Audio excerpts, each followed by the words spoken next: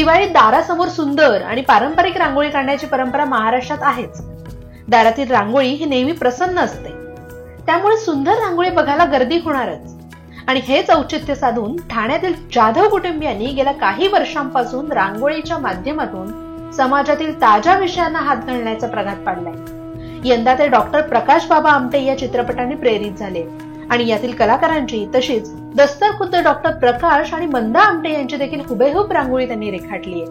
गेले 30 वर्ष मी रांगोळी टाकतो आणि वेगवेगळ्या विषयांवर, म्हणजे जनरली जो विषय त्या वर्षी जो लाईव्ह असतो, मग तो एखादा पिक्चरच्या रिलेटेड असेल, राजकारणाच्या रिलेटेड असेल किंवा एखादा सामाजिक असेल, तर तो विषय घेऊन लोकांपर्यंत पोहोचवण्याचा प्रयत्न करतो. ज्यावेळी आम्ही हा डॉक्टर प्रकाश बाबा आमटे हा पिक्चर बघितला आणि त्यांचं कार्य बघितलं जे आमच्यापर्यंत पोचलं नव्हतं, आणि हा एवढा माणूस अजिबात प्रसिद्धीच्या ओघामध्ये न राहता एवढं कार्य करतो, तर ते लोकांपर्यंत पोहोचण्यासाठी मी ही रांगोळी काढलेली.